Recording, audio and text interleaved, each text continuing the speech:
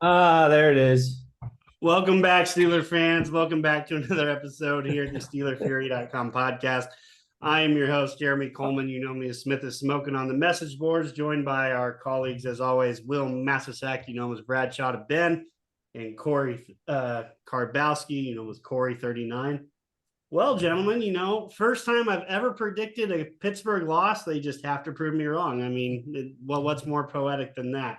You know you're stuck now. You'll have to predict Steelers losses from now on. If that means they end up winning and fixing some shit, I guess I'll succeed and continue to pick them to lose. Because if that's what it takes, gentlemen, that's what it takes. I've got to Yeah. sacrifice my sanity for the team. All on that grenade, buddy. Right?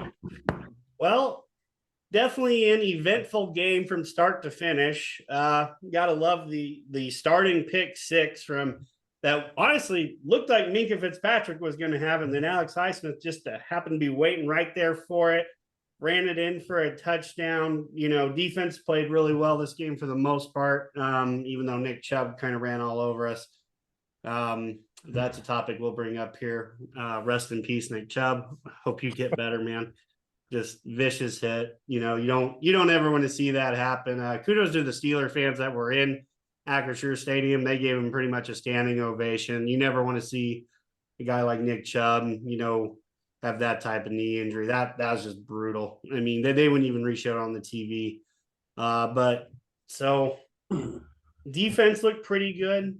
Our two of our highest paid players, our edge rushers, showed up to win the game for us. They outscored, or correction, they scored just as much as the offense. They didn't outscore the offense, but just as much. They matched him with 12. So let's dive right in here. I mean, at least one unit came to play for most of the game. I said most of the game, asterisk. Asterisk. But you got to like. I'll set you straight. Bring it up.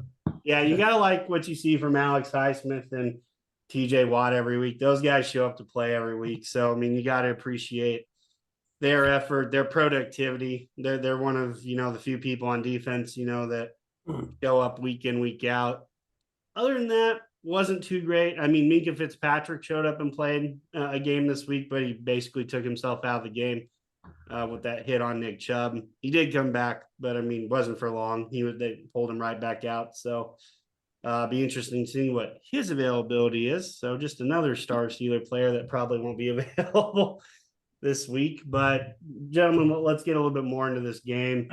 For you people that don't know, Corey likes to take notes, and apparently he wrote a bunch of notes on this game. So I'm going to let Corey start off here, and I'm going to let Will round this out. Corey, you got to start on I think it was 5 pages of notes, or maybe that's a little excessive. It's a page and a half on a Google Doc when I post it from my phone to my computer. 12-point font for anyone curious. So that's pretty thin lines. But I mean, I don't like taking notes. Like I take notes for like helping my dad out who coaches high school football. I don't like taking notes when I'm watching, my favorite football team play on TV. But the play was so pathetic from so many individuals that I had to get it off. Let's get the people who did okay out of here because there's not many. Calvin Austin stepping up to play in the role that he's given. And Joey Porter Jr. in his limited reps made 2 splash plays. Call for the DPI on the last one or not. Yep, there's Will. But I mean, you guys have any positives to add, or can I start going? Well, we already mentioned Alex Highsmith. I mentioned the two. Well, so I mean, George Pickens obviously showed up when we actually threw him the ball. So I mean, positive note there. Quan Alexander, I'll say, made a couple splash plays that we were referencing the inside linebackers not really making. But I mean, O-line, not good at all. I really want to put the spotlight on Mason Cole. I think the difference with Mason Cole's performance and some of Kendrick Green's performances last year is that Kendrick Green, while he's getting pushed 4 yards into the backfield, was actually latched onto someone. Mason Cole was just letting him through. So you can't just see and just like, Mason Cole is getting his ass whooped. Because, I could tell it's because Mason Cole's turned around looking at the quarterback every other play because his man's in there. So Mason Cole, pathetic. Dan Moore, bad game. I don't know if it was a 17 on PFF or a 4.5 pass grade on that. I'm not even sure how that's possible, but that's a thing.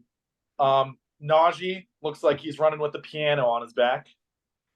I got to shout out the long snapper in a bad way. Christian Kuntz, 3 low balls. And, I pointed him out last year. Bad game from him. Levi Wallace, horrific game. Get him off the field.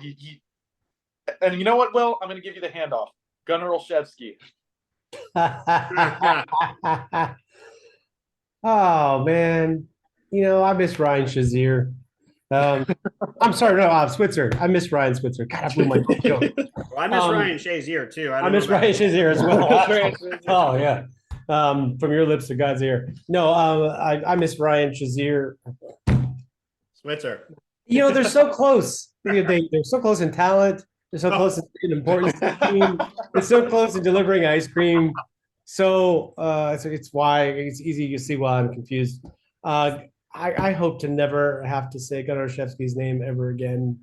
That would make me very happy. I just like when you see a guy like that inserted into the game, and you just think there's like, what good can come of this? Like, what's the upside to playing Gunnar Olszewski in this game and giving him snaps compared to other people? Or I just don't like. He's a veteran, so I guess it's a little safer that he'll know his assignments, even though he doesn't know, how to handle a kickoff that's about to go out of bounds.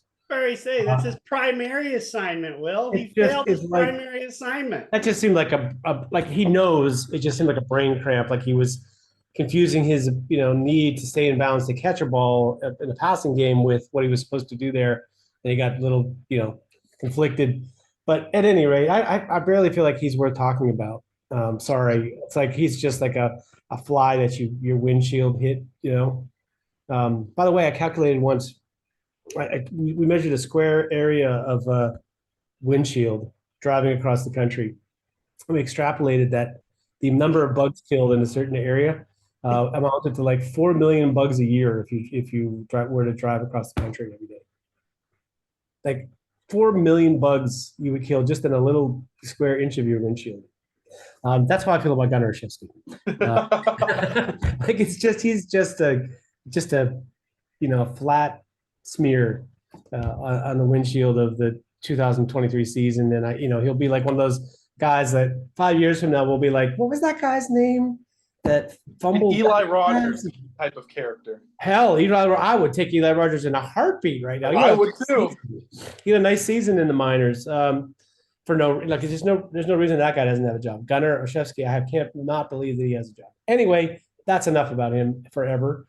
Like the defense, quote unquote, like, yes, without the defense, and specifically without Alex Highsmith's performance in this game, there's a 0 chance that the Steelers win, right? Because not only did he, lead his actions directly lead to 2 scores, he was one of the few guys that showed up even in the run game and so on and so forth. Like, mad respect for him because, he got the money, got paid, and he's playing better than ever.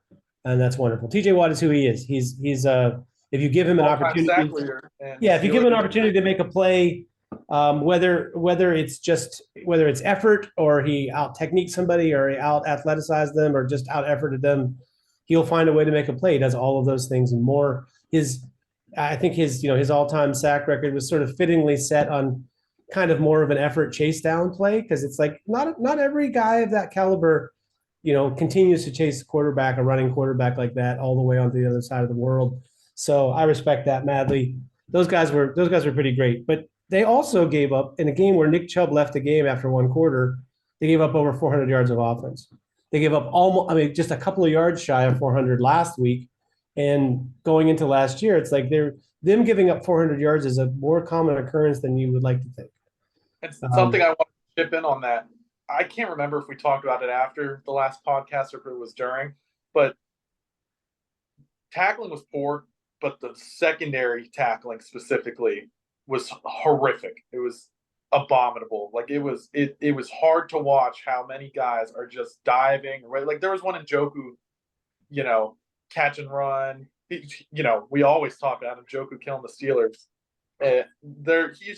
We're just slipping off, guys. No one's trying to hit someone. No one's trying to like stop, and no one's wrapping up. It's just all bad. Yeah, but I mean, Levi Wallace gave up 2 70-yard plays. I mean, back-to-back weeks. I mean, it's incredible how bad he's playing right now. Like I don't mean to keep harping on Wallace, but it's like he is flat out sucked. Why the hell Porter can't make that? I would rather see Joey Porter Jr. making that mistake over the 6-year veteran from Alabama. Like the fastest way for Joey Porter to learn, play him. You gotta play him. And what really gets me with this is, other teams are playing their rookies right now. We make them earn it, whatever. But it makes zero sense to me that there's no punishment for the veterans for poor play. No. If you make the rookies earn it, whatever, that makes sense. But if your veterans aren't earning it, why do they get it? Especially veterans, where it's not like Levi Wallace was this elite corner last year. He was solid, but he is what he is. He's a average to slightly below average corner. He's not going to kill you assignment wise. Well, right now he's killing you assignment wise. Patrick Peterson is not who you wanted him to be. Yet Joey Porter only finds himself on the field on 3rd and longs when he's doing everything right. And you named that you didn't even name the slot corner who one barely deserved to be on the field. It's like I'm not even sure Joey Porter is ready to play without some penalties and errors, whatever. But damn, like put him out. What's the point of making him wait to come in the lineup? It's not like he's playing behind somebody who's really talented. Like, for example, the Browns had Jack Conklin at right tackle. So even though DeJuan Jones has done everything during the preseason, and whatever he's played to make it look like he's capable of playing, for pretty good for a rookie, you have a Pro Bowler, all pro in front of him. So it's not like he's gonna play over top of that guy, right? And when he got hurt, they have no problem inserting him to play. It would be the same with the Steelers. If somebody got hurt, they'd have no problem sticking him in the lineup. So if you're going to do that anyway and say, oh, it's baptism by fire, kid, then why not say it early in the season so that by the time he gets to late in the season, he's ready to play? Maybe they think he'll burn out, like he'll hit the wall in week 10 or something. I don't know. Yeah, because honestly, there is no difference between Levi Wallace giving up a 15-yard reception and Joey Porter Jr. giving up the exact same play with a penalty. It's essentially the exact, that there is no net negative there. They're both bad plays. At least here's the thing, Porter can be out there learning on the job. Here's the thing, too. It's one thing as well if Levi Wallace is just getting burnt, which he is, but to be the contained player and to not only to get lazy on it to where you're jogging and then you kind of stop when you just see him hit the pile, then to get dusted going the other way, and then you've already ran 40, 50 yards, probably 70 yards in total, but you can't run the last 10, 15 yards to just show effort, even if you know you're not going to catch him. Like there were two, like it's missed assignment, then horrible effort to lead to that missed assignment, then a horrible effort after you screwed up. Like that should get someone pulled in the NFL. I mean, that's something that's unacceptable. Yeah. Yeah, not good. I'm saying, like, just for the record, the Steelers offense has not had a 400-yard offensive output for at least 4 years. It's longer than that, I think. I've forgotten exactly how many games it is now and how many years it is. And the Steelers defense, their vaunted defense, gave up 5 400-yard games last year, 1 this year, and 3 more last year and this year that are over 370 yards.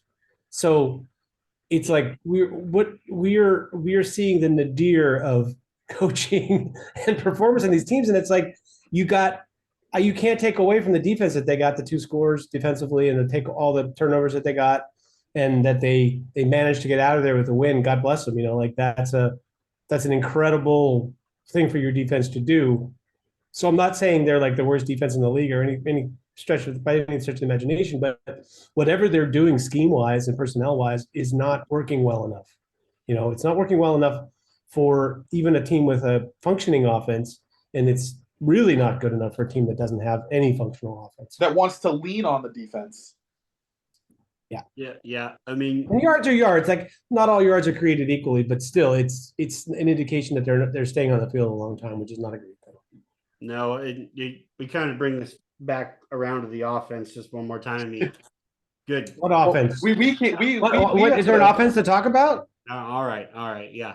But I mean, good God, Penny Pickett, what the hell is wrong with you? I mean, I have not. I mean, he has looked worse these past 2 games, I think, than at almost any point his rookie year. He is not going through progressions. The balls are behind receivers. He's missing wide open players.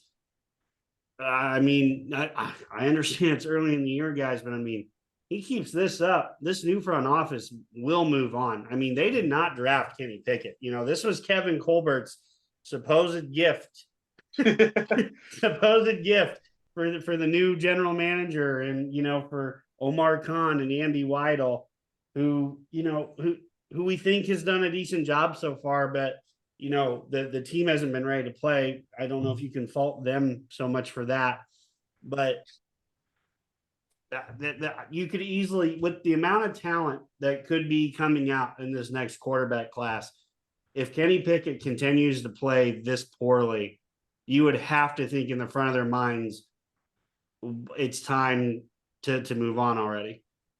Something that just jogged my memory, as you mentioned, because I know Weidel's from Philly, but when you just mentioned him in that sentence, Jalen Hurts was drafted coming off the heels of a Carson Wentz near MVP season. Like, there was Carson Wentz MVP season, then a half injured year, then Jalen Hurts.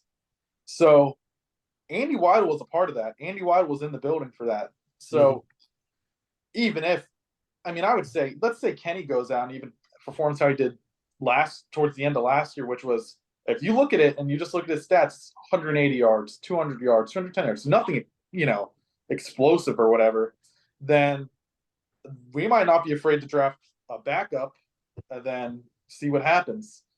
But, people have complained about the Steelers not throwing slants for a year and a half now. Kenny can't throw a slant.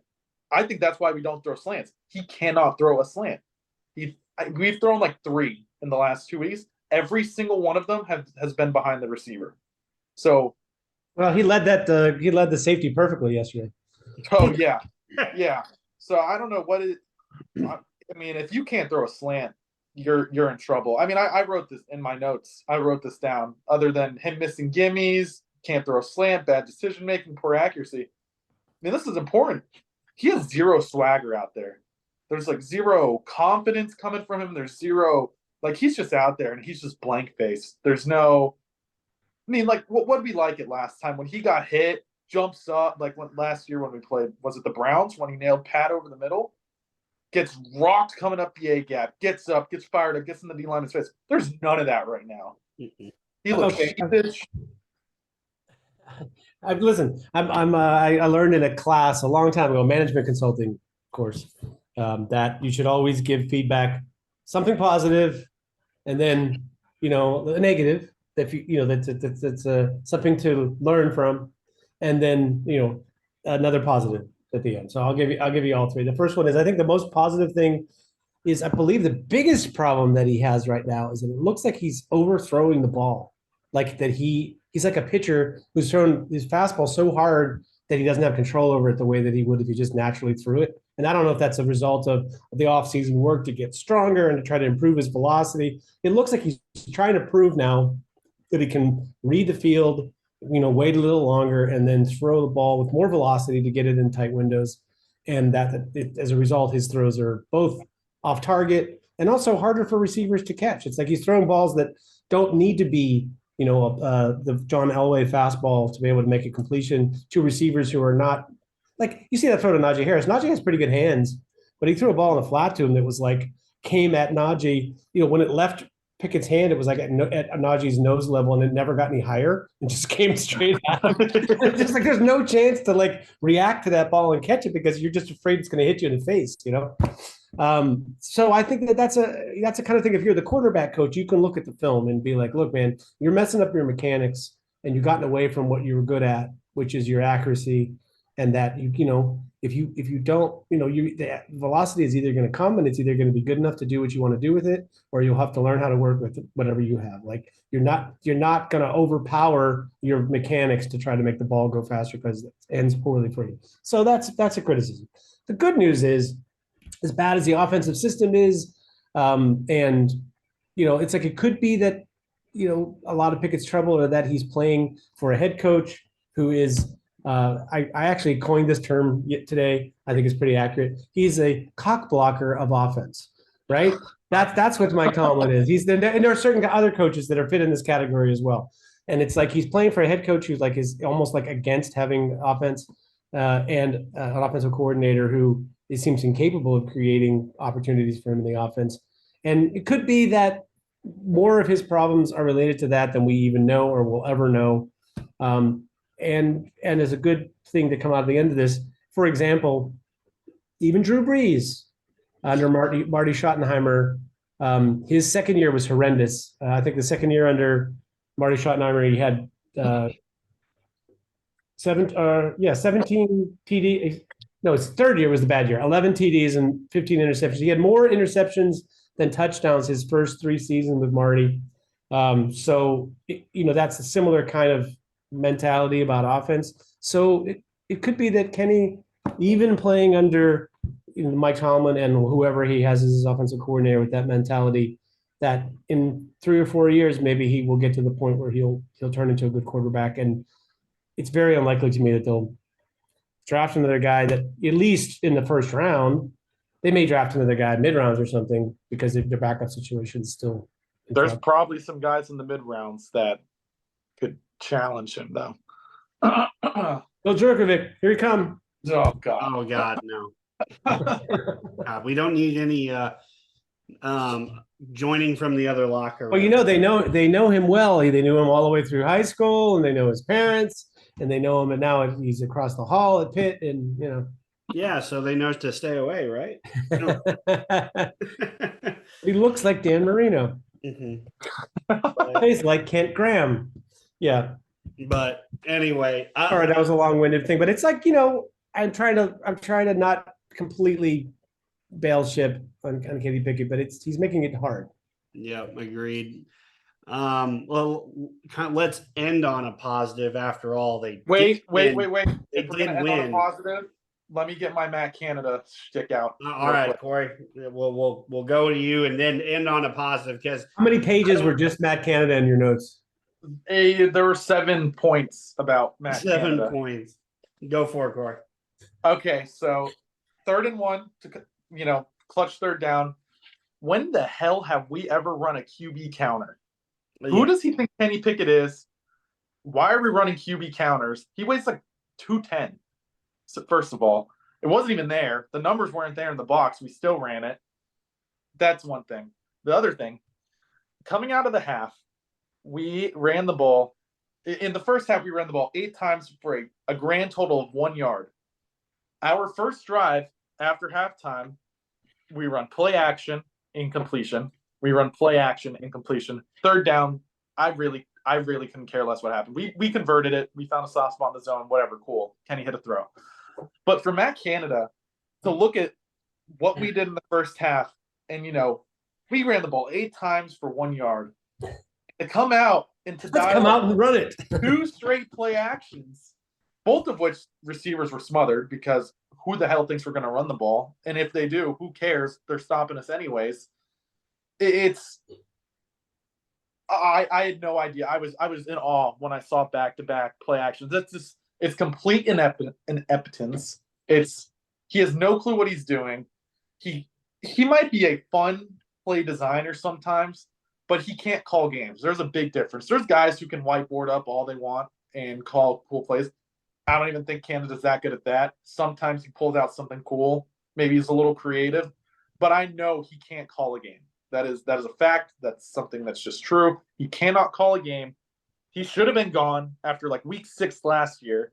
Somehow he roped his way into staying because we beat up 4 below 500 teams in the last 2 weeks. And on the back of the defense still, it's not like we had any offensive explosion. He should be gone. He should have been gone last year. I think we should get rid of Matt Canada and the country of Canada. You know, damn them, they're right on our border. It's really irritating. No, it's like, how can I add anything to the Matt Canada conversation that hasn't already been said by like every talking head and the people who study offenses and break them down, and every analyst and every Steeler fan. It's just like even the head coach had to acknowledge the crowd booing and everything. It's like, we've reached a point now. You guys are probably too young to remember Joe Walton as the offensive coordinator. Joe, they used to spell it J space E and then WALT space N because there was no O for Joe Walton. And that's about where we are now. Matt Canada's got no O in his name naturally, so it comes easier to him. Was that back in the Prohibition era? That was during actually before the first war. Okay. Oh, the first Great War, yeah. But like I said, we're going to end on a positive here because you believe it or not, Steeler Fury fans, we won this game. Like I'm not sure you'd know that if you didn't watch the game. If you only watched the show, actually did win this game. So the two lone bright spots on offense. Jaylen Warren continues to ball out every time he touches the ball. He is so much faster than Najee. He picks stuff up faster than Najee. He's just a better overall player. It's the same logic that Will used for DeJuan Jones and Jack Conklin, except Jack Conklin is an all-pro when he's healthy. Najee is just a de facto first-round running back who the Steelers feel like they have to play. That is the only reason that man gets touches. I swear to God. Warren should be the starter moving forward. And I say this as a not proud owner of Najee Harris in the Dynasty leagues. Ouch. Well, hey, just crushed our credibility here on the show. Oh that was 2 years ago, okay? That was his rookie year. He actually was going to, maybe develop after that, but that sure hasn't happened. I don't mean to just be a negative Nancy on this, but yes, you do. I said positive. That's your job, Will. What kind of leaves a bad taste in my mouth about this is, 10, 12 years ago, this wouldn't have been the case. Like, we would have let the guy who earned the job play. Like this, who did TJ Watt just pass up for the all-time sacks? James Harrison. James Harrison. Like this would be, back in the day, about 12 years of my life ago, we would have seen Jaylen Warren been like, all right, this first round guy isn't cutting it. The undrafted guy's been busting his ass. He's been working hard. He plays better on the field. Let's let him take over. But we are married to Najee, our first round pick. And if both of them are undrafted free agents, Najee wouldn't be on this team. Najee wouldn't have been on this team last year. He'd been cut mid-season for someone else. But because of the first round pedigree, we're keeping him, and not only keeping him, but we're giving him still the lion's share of the carries. It's there. He hasn't earned it. He hasn't played in preseason, where he got the free pass in preseason for whatever reason. Warren was better all last year. It just leaves a bad taste in my mouth because we're so far from what the people think of the Steelers as they used to be, and they just refuse to let Warren take over. But this is like a pattern with their first round draft picks. Like they made Devin Bush, like they anointed him immediately as like, he's going to be the center of our defense and with a green dot and all this other stuff. And they said Najee Harris was like, they're grooming him to be the leader of the franchise. Meanwhile, he's a running back. It's like out of the best case scenario, he's going to have 4 good years and then you're going to probably want to get rid of him, but you won't be able to because he'll be your leadership in your locker room. And then Kenny Pickett anointed as, as the next one and from the get-go. And then this offseason, the hardest worker, the biggest leader on the team and so on and so forth. I mean, they're invested in those guys to the point where it's going to be an extra year longer of futility before they're even able to consider getting rid of them, because they might as well resign as coaches because they've already sort of anointed those guys as the franchise. And I said this in the preseason. I was like, I suspect we get into the season that they're going to build this offense around Najee Harris touches, and that we still don't really know about Kenny Pickett. and yeah, I don't need to be a negative Nancy all the time. I'm just pointing out facts right now. It's like you're invested in guys in both leadership and it also touches on the field and like what you're building your team around that are not only unproven but looking not so good. I don't understand why there was such a rush to make them the focal point. Why not just integrate them into a good team? Makes no sense. All right. Again, I said we're ending on a positive here. Oh yeah, sorry. So back. Well, Lucky had a good run in the game. He had one good run. Yeah, right. George Pickens, boy, when we throw him the ball, he can really make some things happen. I don't know what the aversion is to going to him, but it's like we only go to him when the game's on the line. Well, like I don't. It's absolutely mystifying, and we've already gone on the Matt Cannon train, so let's not jump back on that. But I mean, that catch and run on the post was very impressive to me. He had a burst at the end that honestly I wasn't sure he had. It's like George is this bigger, longer, good athlete or whatever. But all of a sudden he turned on the jets at the end. And I'm not sure I had ever seen that from him before. So it's just like if this guy can play to this level, this is the kid we all thought we were getting. I know we've said in previous episodes, he's dogged on some effort a little bit, but boy, if he can just turn it up to 100% and Pickett will force feed him the ball, I guess that's the only way he's going to get the ball. I mean, he had a huge game, career high, that huge touchdown, which honestly put us back in the ball game. Mm-hmm. If that doesn't happen, this could have gone a very different, path where we, might not have won the game. So thanks, George. Bright, one of the few. And to tag on to that burst, we talk about his route running, and I'm not sure anyone ever expects it to be like even above average because he's a below average route runner right now. Mm-hmm. That's what it is. We love George, but that's the reality of the situation. But if he can take a little of that change of direction, that speed switch, and put it into his route running, he can run with the ball. We've known that because he's physical. He did it in college. He didn't get many opportunities last year, but we know he can do it. He can big dog guys, take him out the club. But if he can, get open on go routes, if he can get open on slants, on ins, that's a very, very elite receiver. Like if just to put like where he could end up, if you saw like Jamar Chase at his best, that's the kind of tools you're talking about Pickens having. Now it takes a lot to reach that, but that's the kind of player you could end up with George if he puts it all together. Yeah, he needs to go move in with Chad Ochocinco and live with him for a year or two. Yeah. Be all right. Yeah, real. I mean, it's like he's George Pickens is the only thing that keeps the Kenny Pickett pick from being a disaster if he doesn't work out, because you could easily have had Pickens as your first round pick and Kenny Pickett as your second rounder. And that feels like a lot more palatable. That would have been, we'd be sitting here right now going like, okay, they hit a home run with the first round pick and their second round pick. Yeah, he's a second round pick. He's either going to work or he isn't. So aside from the details about like Kenny's contract and if they don't draft another guy because of him and whatever, at least Pickens has been really, really terrific. Like a bright spot, when the ball goes in his direction, you feel a little bit better about the offense for a minute.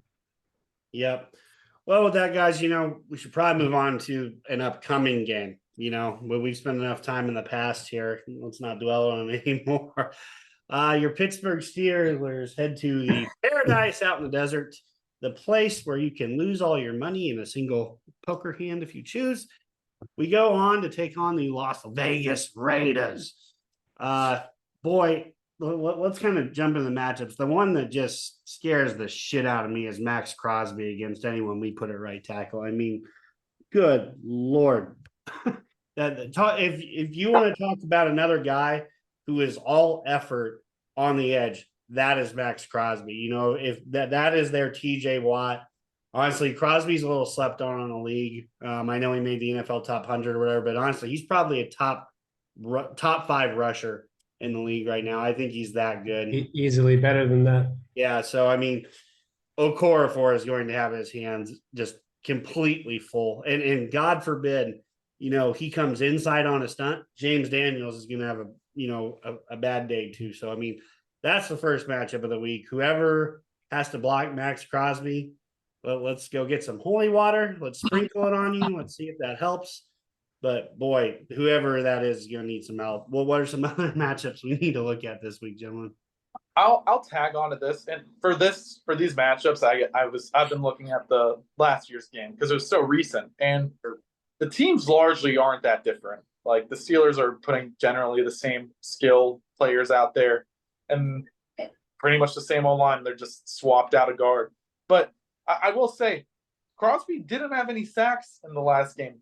He did hit the quarterback 4 times, but he didn't get home on any of them. One I want to focus on, it's someone we know well, and it was our best receiver last game, Pat Freiermuth, because one, we got to get him going. We didn't mention that really at all. We got to get Pat going. That's one of the better players in our offense, and he is I get we haven't been in the red zone much. It's where he does a lot of his damage, but bottom line is he has to be better. But one of the Raiders starting linebackers is our old buddy, Robert Spillane, and he has his positives in the run game and he's a hustler, but we know very well that Spillane is not this dynamo in coverage. So they have Divine Diablo out there with him. Diablo can run and cover, but I don't think it's too much to ask Canada to attempt to get Spillane on Freiermuth at least a little. If the Dolphins last year could get Jalen Waddle and Tyreek Hill on Robert Spillane, we should be able to manage to get our tight end matched up on him. So that's going to be my big matchup. Who knows if it happens? I have no faith in this OC doing anything, but that's mine. I'll tag onto that for a second. I think the Freiermuth was so injured that he either shouldn't have played or he certainly shouldn't have been the primary inline tight end last week.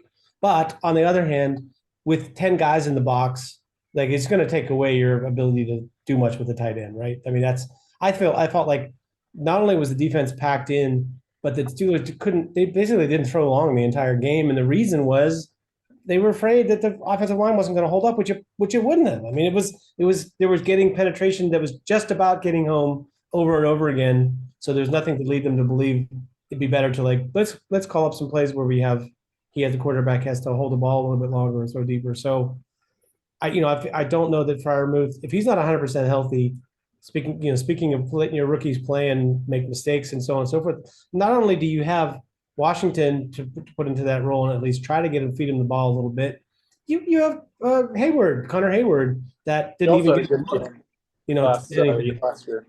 Yeah, so it's sort of like, this would be an opportunity. Connor Hayward against Spillane, I would like to see that matchup. And I think you can get to that one pretty easily on early downs before Spillane's out of the game, right? You have to do early downs though, because if you just set up to run the ball on the first couple of downs and Spillane's out of the game anyway, and you've allowed him to do what he's best at, which is run downhill and stuff your run game. My matchup, I don't know. I'm torn between two. I'll give you very little on both of them. One is I don't think the left tackle Colton Miller. Yeah, Miller from UCLA, right? Yeah. I think that's a weak spot in their line. They have some offensive line problems at tackle, just like the Steelers do. And that matchup against the way Alex Highsmith is playing right now has got to be a big factor for them. He's playing, however, next to maybe their best offensive lineman, Dylan Parham. So I could see the strategy be to try to run the ball in that direction. But the Raiders' offense is they're like watching the Steelers' offense, but just done a little bit more competently. So it's not, they don't really have to, they will try to run too much. And that may work against the Steelers because they don't stop the run very well. So remains to be seen on that matchup. The other one just quickly is just Davante Adams, against whoever he's going to play. Is that Patrick Peterson? Probably. But the Steelers don't travel their corners. So at some point you're going to see Davante Adams not only against Levi Wallace outside, but in the slot. And with a linebacker or a nickel or a safety covering him. And I feel like that's a player that Garoppolo can get the ball to, and he can get the ball out of his hands quickly. And it's like early in the game last week, those guys were operating efficiently. Their scripted play section of the game was really good actually against Buffalo. And they just, I just feel like they kind of ran into a team that, had a little bit more emotion and was a little bit more desperate to win than they were in week one, and Buffalo just kind of ran away from them. But I don't think they should be. I don't think we should be thinking, the Raiders are not nearly as good as the last two teams we just played, and it's going to be a runaway. But those matchups will definitely tell a lot about the tale. Yeah, and honestly, there might be a decent chance we don't even play Devontae Adams, because he entered concussion protocol late in that game. I missed that. Yeah, well, it was garbage time too, unfortunately. That, it's just worst timing or whatever. But I was reading something earlier, for a player to get in the concussion protocol on Sunday and then play Sunday night, 38% of them don't make it back for the Sunday night game. As crazy as that is. So, a little better than 50-50 shot. But, I mean, like you said, I mean, Adams is obviously a terror for anyone in our secondary at the moment. Yeah. Well, but they likely will get Jacoby Myers back with who they didn't have last week. It's like if Devontae Adams doesn't play it definitely changes the vibe a little bit. That's for sure. Well, so another quick matchup was just our defense tackling Josh Jacobs. If there's ever a running back that makes you tackle him, it's Josh Jacobs. League leader in rushing last year. He's looked very good so far this year. I know the Raiders haven't looked that good, but when he is obviously one of their key cogs. He has played pretty well, even regardless of the circumstances, of the Raiders so far this year. But he's a load. So defense better come ready to play. Our defensive linemen have to create lanes, and then our linebackers and our God-forsaken secondary have to make a tackle. So tackling is a huge matchup this week just on Josh Jacobs alone. So with that being said, we do have a few other big, I don't know if I call them big games, but there's some interesting NFL games around the league this week. Let's start off with one with a surprising team that's quite 2-0. The Tampa Bay Buccaneers are 2-0. I don't know if anyone would have thought that to begin the year, that they've found a way to play winning football. And then I see Will nodding down there acting like he was predicting a 2-0. No, not at all. I was just thinking they're probably really pissed. Their owner's pissed that they're 2-0 because they were really looking for that first round draft pick next year. All right. Well, they get the Philadelphia Eagles are going down to Tampa Bay. Early line is the Eagles are favored by 5.5. This has the making. I think this actually has the making of a pretty good game. I don't know what it is, but Tampa Bay has found a way to play some decent defense, and Baker Mayfield so far has played very well. He has not turned the ball over through 2 games now with Baker Mayfield. That could obviously change at any time and point, but so far he's playing pretty good football. So Corey, let's give you the start on this one. How do you think this one's going to shake out? I'm kind of a believer in what the Buccaneers are doing. I think it's not the most unsustainable thing in the world.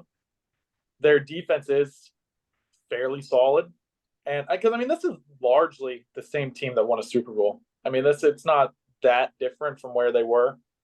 It's new coaching, which I think was the biggest issue last year, but it's not this bad of a team. I think the Eagles, the offense looks shaky. I'll say that much. The offense does not look that good, but there's just so much overwhelming talent on that defense, especially the defensive line, that I'm kind of inclined to just pick the Eagles in any game that I think is going to be close, which until I see their offense do really, really bad, I'm going to pick them in most of the games to win just because they're going to be in it. And you have 8 deep defensive linemen who would start out any other team in the league. So I'm going to go with the Eagles here. I think they cover, but Tampa Bay, I think, keeps this close. What was the spread again? 5.5. I think Tampa Bay is going to stay within that. I think it's going to be a gritty game. I think people are going to be talking about how bad the Eagles offense looks, just like they were talking about every single Monday Night Football game, or Monday Night Football teams. But it'll be a little better, but it'll also be a product of Tampa Bay's defense. But I'm going to go Tampa Bay to cover, Eagles to win. All right. Yeah, I like Tampa Bay's defense. They've played really well so far. I mean, they're like our top 10 defense right now. Baker Mayfield is one of those cats that, he's kind of what we're hoping. Well, not hoping. We're thinking Kenny Pickett might be, which is a guy that plays pretty well against lesser competition, and maybe he's not the guy that's going to like play lights out against great teams, but might be good enough, with a great defense. Baker, I think, is a little bit like that. It's like when he's in the flow and he's got protection, and and it sort of feels easier to him. I think he's pretty good. When it gets rough, he may not be, the best choice. He's not folding like Carson Palmer, but he's less effective in those situations. The other thing about Philadelphia is they've looked a little sloppy or a little bit, not that hot, but they're also missing a bunch of players that it sounds like they're going to get all of them back. Kenny Gainwell in particular, I felt like really missed him. Like they're basically missing Miles Sanders and Kenny Gainwell. Those are like their two best running backs last year. So getting at least Gainwell back now that they've lost Miles Sanders is a big deal. Also on defense, they were out not only Bradbury but Reed Blankenship, who's been really great for them. So I feel like the Eagles will win and cover in this game. Not that Tampa Bay is necessarily bad, but that the Eagles are just going to be looking better and better as the weeks come along, provided that they stay healthy. Yeah, I'm kind of on the will train there. I was going to mention, they've got a lot of players that should be coming back from injury, which should really boost up, because honestly, their secondary hasn't looked good, but that's where they're the most injured. So I like the Eagles here to cover too. Honestly, Will, I know you said, they're missing their two top running backs, but I thought DeAndre Swift played pretty well for them last week. No, he was good. I just mean they kind of Swift has got like a sort of he's very steady and like a one speed and a good guy to start the game with. But being able to bring in a guy like Miles Sanders or Kenny Gainwell, that's burst changes speed, really was a big part of the Eagles thing last year. They just would keep rotating guys in that had different styles. And I think that made it very hard for teams, especially when you add in the quarterback ability to run. Gotcha. But yeah, so I like the Eagles to win. I'm going to take them to cover too. I just think it'll get out of hand at some point. It's not that I don't think Tampa Bay is going to give them a good game, but I just think towards the end, the Eagles will probably put on that score that ends up, putting them like in the 10, the plus 10 range rather than the other way. So while we're on the topic of Monday night games, let's switch it over to another Monday night game. The Rams are traveling to Cincinnati. This one obviously has some asks around it because we're not sure if Joe Burrow will play. That the calf injury apparently was re-injured. So, but honestly, there's a lack of good games this week, guys. So we've got to pick some. The Rams are actually playing pretty good, for a team that a lot of people, thought was, kind of dropped them off after last year, said, no, this team's done. Sean McVay's not interested in coaching this team anymore. Boy, they look really good, from these last 2 weeks. I'm the proud owner of Kyron Williams on Fantasy and Dynasty. So love the fact that Cam Akers is on the trade block right now, but really they have looked outstanding. Matt Stafford has played extremely well. He's getting the ball to a lot of receivers. Steeler Fury draft favorite Puka Nacua is just killing it right now. Love that. The Kuka dude. Yeah, I butchered that. I know, but I mean, he set an NFL record for the most productivity through his first 2 games. I mean, this kid's playing outstanding right now. So really, they watched. They had to play the 49ers last week. Which is probably the best team in football. So they look pretty good. Let's see. Right now, because they believe Joe Burrow is favored to play. The Bengals are favored at home by 2. Will, I'll let you start out on this one. And the Bengals have, granted that week 1 was just like a weird, I almost throw that one out because Burrow couldn't even grip the ball. I mean, like he couldn't throw a 5-yard swing pass. I don't even 5 yards downfield. I mean, like 15 feet away from him. He couldn't get the ball there because his grip was so bad in the rain. Basically, the Rams have, really so far this year, really good offense and a terrible defense. So it's like a healthy Joe Burrow in a game that has to feel like a must-win for them. I sort of like Cincinnati's odds to win that kind of game. Man, without Joe Burrow, Geez. So I'm going to assume he plays because that's what it looks like right now, even though he's not 100%. And I will say that, maybe it's a little bit like that when Aaron Rodgers was hurt, he played better in a way because it made him, think he's got to get rid of the ball and he's not necessarily waiting for a bunch of stuff to happen and trying to make miracles. He's just trying to like paint the garage instead of painting a masterpiece. So I'll take the Bengals in a sort of a ugly win over the Rams. Just good enough to eke out a win at home against the Rams. The spread is Cincinnati? How many? By 2. Yeah, I'll take the Bengals by a field goal, but it's not going to be a fun game. It won't be. It's going to be an ugly game, I would say. Right, Corey. As much as I like the Rams offense, and I even like some of the Rams corners in a vacuum. Like, I'm not saying this just to dunk on them, but I don't think those guys can hang with Jamar Chase, who hasn't exploded yet, and T. Higgins, who has been playing pretty good. So just simple as that, I just don't think they have defensive backfield to hold up to those two guys. I think the Bengals look back to form, win big. Yeah, I mean, obviously, if Burrow plays, it's that's the true test or whatever. But honestly, Cincinnati needs to run the football. The best recipe to get the pressure off Joe Burrow and the offensive line out there, go out there and physically dominate your opponent. They have the line to do it. They're just not doing it. They have a good running back in Joe Mixon. So against that Rams defense, I think they can. I think that is a recipe where they can win because they have a good enough defense. Their defense hasn't been letting them down. Their offense has just been atrocious. And honestly, Joe Burrow got gifted the 2 touchdowns by T. Higgins. Those were not impressive throws. They were amazing catches by T. Higgins. That game could have looked a hell of a lot worse, if some guys didn't step and make some plays. But I'm going with the Rams. I think I really like what the Rams have done. I really do. That they have found their energy. They have found some swagger back. And that's what was missing last year. Everyone was injured. There was nothing going on.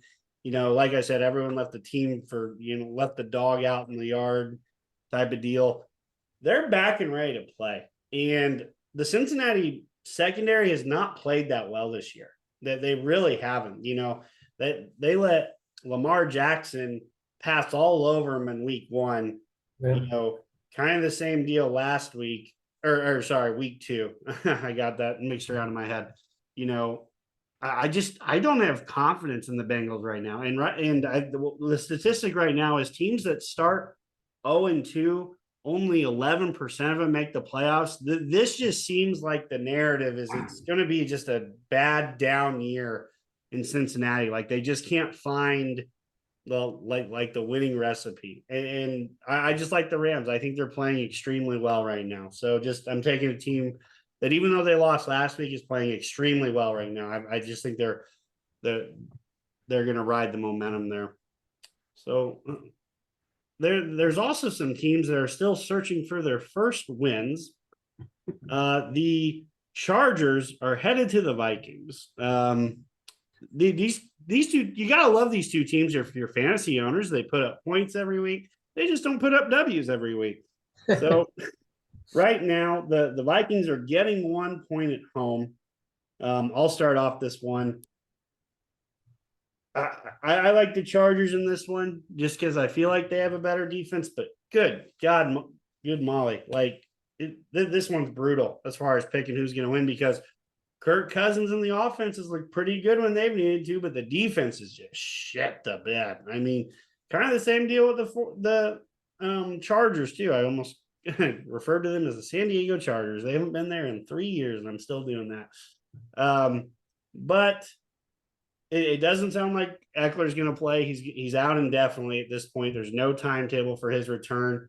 I just think the Chargers probably have a little too much for this Minnesota defense to overcome. They've got receivers playing really well. Keenan Allen has looked fantastic this year. He has moved the ball. He's looked explosive again. So I like the Chargers in this one. And like I said, the Lions won. So, yeah, they cover. Corey, let's go to you. Yeah, this is one where I'm just kind of gonna go off vibes. Both defenses stink. I just like the Chargers offense a little more than I like the Vikings offense. Probably a little bit of even no Eckler, I think the Chargers can run the ball a little better. Madison has not been very good, or anyone else back there. So I'm just going off vibes. I'm gonna go Chargers by like 10. I think they win by a decent margin. So, if you're not recording the show at home, or if you have something handy that you can, something's going to happen that may never happen again. I'm picking the Minnesota Vikings to win a game. What? They're one of those teams that I just can't bring myself to pick them. Kind of like Denver is right now for me. Yeah, I like the Vikings in this game. You said that both defenses stink. That's true. The Chargers defense, I almost said San Diego too. The Chargers they don't have fans in either city, so it doesn't really matter. But the Chargers defense has been the worst in the NFL. Now think about what the Steelers defense looked like week 1, and they gave up 400 plus yards in week 2. And they're still pretty nearer to the bottom than the top. Think about how bad the Chargers have to be like 3 times worse than that on defense against the Minnesota team that if there's one thing they can do, it's wing the football around and put up some points. So, yeah, I think this is just the wake-up call. Speaking of sluggish starts for teams that are supposed to be contenders, I think the Chargers do this every year. Yeah. And this might be the bottoming out before they start going the other direction in the season. So, yeah, I'll take the Vikings in a really disappointing performance for the Chargers, who were supposed to have a good defense. And I don't know, not really sure what has happened to change that, but it's not working right now. All right. Well, yeah. One more game before we move on to ours. We'll make it really quick.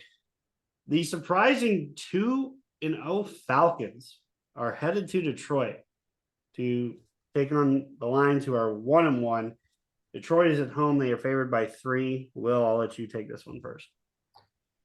If the Falcons I don't know, like they have Drake London. I don't know. They threw the ball a little bit last week. Who did they play last week? Packers. Because the Lions just put on injured reserve James Houston, the pass rusher. Oh yeah. That we love here at Steeler Fury, and they're Chauncey Gardner-Johnson. Yeah, Gardner. That is like a huge loss for their defense. Arguably, at least their best defensive player, not in the front 7, but maybe their best defensive player. Period. That's a huge loss for them. So it feels like the wind is kind of out of the sails for Detroit, but I just don't see it. I don't see Atlanta going on the road and beating a good team. So the spread is how much? Lions by 3 at home. Well, if the spread were any larger, I'd love the backdoor cover here because I'm not sure that Atlanta's going to win, but it's probably a close game. And they're at a stage in their development where they like to keep it close. So I'll take the Lions, but yeah, that's going to be a very close game, I think. Corey? I'm going to go the Lions, but it's just kind of personnel. I like what the Falcons do on offense, actually, where they don't have this over-reliance on stars. I think if they ever get an O-line and a QB, like a good O-line, not they're middling right now. If they ever get a good O-line and a QB that can push it, that's going to be a really tough offense to handle. Right now, it's just a good offense just because they have limitations. But AJ Terrell, really, really good corner. A lot of people don't talk about him. He's one of the top, at least 10 guys in the league, probably top 5. But the Lions just force feed it to Amon-Ra St. Brown, and he lives in the slot. Like, Terrell doesn't follow into the slot. So that's not really like a chip on the Falcons' shoulders where they're going to have, they're going to have AJ Terrell and Josh Reynolds. Like, that's cool. I think the Falcons match up well against some teams where they're going to pull some weird wins, but I don't think this is one of them. Yeah, I'm on the same boat as you guys. The Lions don't get the Seattle Seahawks, where they have, 3 receivers that they can rely on. You don't get that with Atlanta. So I feel like they can focus in a little bit more on the rushing attack and try to take that away. They've got a decent run defense, an improving pass defense. So I like the Lions here too. And after all, I just like a coach that wants to bite kneecaps. So let's move on to our supposed 5-star matchup. Pittsburgh and the Las Vegas. Let me double check the line here. Right now, the Raiders are favored at home by 2.5. I'll start on this one. I really like our chances this week. If Colton Miller's out, I really think we can really rush the passer. That banking a lot on Kenny and the offense doing something, but maybe that's my blind optimism after I had 0 last week. So I'll take Pittsburgh to cover here, the 2.5 and win. This is the worst O-line we've played by a healthy amount. I mean, I get it's 2 games, but this is not the caliber of O-line that we've seen from the other 2 teams. Right. So I think we're not going to get moved off the ball as much. I think it's just going to be easier to stop the run, even with a good back. And I'm not expecting like this, coming out party for Kenny and Canada, but it's tough to be worse than what you've done, especially against a worse defense. If we manage to claw out a game against Cleveland, even with two defensive touchdowns, I think we pull out a win here. We probably come on this podcast next week talking about how, Kenny's minor improvements and the defense looks like it's getting back on track, but I don't think we want to fall for what this game last year started as the snowball effect of, we're getting there. I don't think the Raiders are a very good team. I think we win this by maybe a touchdown, but I don't think it's a particularly enjoyable game to watch. When are they ever enjoyable, Corey? It's all suffering, Corey. Enjoyable. It's all suffering. That's all we do. We don't watch. We suffer. We are not fat and sassy, as Tomlin puts it. No. I think I'll start off by saying I think our perception is that this should finally be an easier matchup for the Steelers, and they should, this should be the game where they right the ship a little bit. I think these 2 teams are really close. If you look at the reality of who they are versus the narrative. And the other thing that worries me about this game is that the Raiders are playing at home for the first time this year. They had 2 road games to start. That's a good point. I just feel like it's if they're going to have a little bit more energy and play a little better than they have recently, this week would probably be the week, right? And no, it feels like, I don't know if it's true, that we're not going to have Minkah Fitzpatrick, and that guys, we don't have Dante Johnson. Freiermuth is probably, even if he plays less than 100%, it feels like still he apparently wasn't even able to speak normally until Friday or something. So these things are concerns to me. I still think the Steelers are going to win, but I think this is going to be another nail biter. And it just like they shouldn't. I mean, if you can't really put up some offensive, light it up against a team that's got that bad a defense, it's going to be worrisome. Mm-hmm. But I expect it to be a pretty low-scoring game and a very close game. I will take the Steelers to win 20-17 over the Raiders. But I'm not. You're betting and it's like confidence.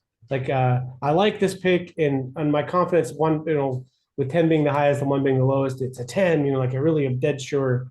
This game is more like about a 3 in confidence for me. I'm willing to pick the Steelers because it feels like, as Corey likes to go with the vibes, it feels like they should win this week.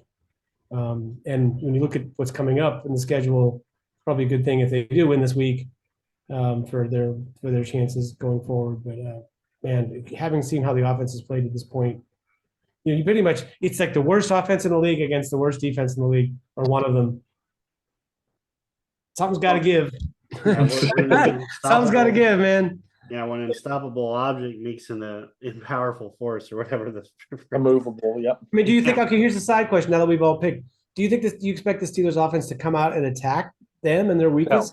Hell no. Because that's the thing. It's like, yes, this would be your chance to get healthy against a bad defense if you get them on their heels early, get a lead so that they can't run the football against you. That's what the Steelers need to do. They need to turn this into like a boat racing contest and try to put up some points early, because if you let the Raiders hang around and pound the football and possess the football and tire the defense out, like it could get ugly, because the one thing the Steelers have going for them is their defense. And if you get to the point where you've worn the defense down, not good. Yeah. Real quick, I don't think I put a score on this. I will say 23-16. Corey, did you put a score on yours? I did not. I'll go 24-17. 24-17. All right. By the way, I shout out to TB on the board, because he said he has a feeling before the game last week. I have a feeling the Steelers, might actually score more than 17 points this week. And I wrote back, how many defensive scores are you thinking they need to get to that number? And he said probably 2. Shout out to him, man. Nice job, TB. Nice job, man. Nailed it. All right. Well, thank you very much, gentlemen, for joining us for another episode on the SteelerFury.com podcast. I'm your host, Jeremy Coleman. You know me as Smith of Smoking Loads on the message boards, joined by always my favorite co-hosts that can be Corey Karbowski, Corey39, and Will Massack, Bradshaw to Ben.